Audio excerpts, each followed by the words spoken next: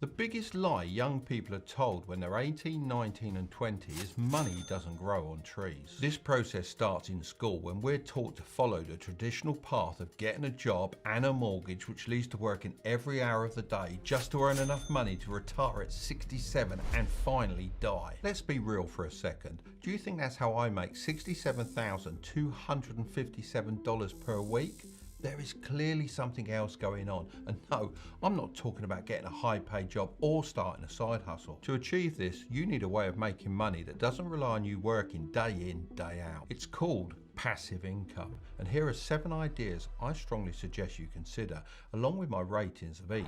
Idea 1. Invest in stocks. There's a bit more to this than just invest in the stock market and you'll make passive income. I mean, I can see why people might think this, because let's say you buy a share in a company and it goes up in value. Technically, you've generated some money without doing anything. But in order to actually get your cash out, you have to sell your stock. Some would consider this passive income, but instead, I just think of it as a bonus and not something to rely on. I consider passive income as nothing less than actual money flowing into your bank account every month without the need to sell the asset that's making you the money. That's why the only form of stock market investing I consider to be real passive income is dividend stocks. These are chunks of companies you can buy. Think Starbucks, Pepsi and McDonald's, and in return for owning them, you get a share of the profits paid directly into your pocket, as well as benefiting from the stock going up in value as a bit of a bonus. They're one of the easiest ways to make money on a consistent basis with absolutely no work. Well,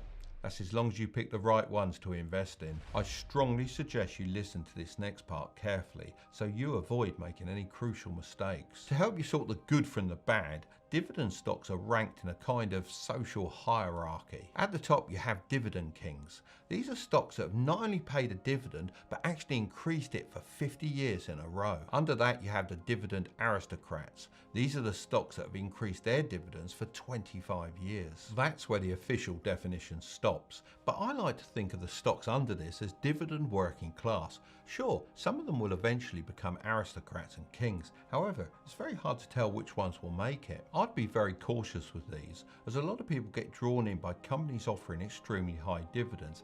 I can understand why, but remember, as much as it's about the amount of money you're being paid, it's also essential that it's sustainable long term. So you can easily compare these 7 ideas. I'm going to rate them in 3 different categories. Firstly, how much time does dividend investing take? I'll rate this a 1 out of 5, as all you have to do is download an investing app, deposit some money and buy a few dividend stocks. Look, this isn't financial advice, but some apps I'd recommend are Moo for the USA and Lightyear for the UK and Europe.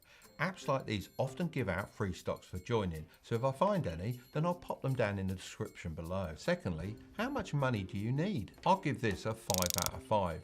As it's so quick to do, the trade-off is that you need a lot of money invested to make a significant income. Thirdly, how easy is it to make $100 per week? This also gets a 5 out of 5. Let's do the maths. As dividends are calculated on a yearly basis and are paid out at the end of each quarter, let's first work out how much money you need per year, which is pretty simple. There are 52 weeks in a year, so let's multiply that by 100, which gives us $5,200. Now let's say we invest in one of my favourite companies, Starbucks, who currently pay an annual dividend of 2.4%. In order to make $5,200 per year or $100 per week, you would need to invest a grand total of, wait for it, $216,666. Now, I know what you're thinking. This sounds great for people that already have money, but what if I'm just starting out? In that case, it's a much better idea to use your time instead of your money to make passive income, which is what the next idea is all about.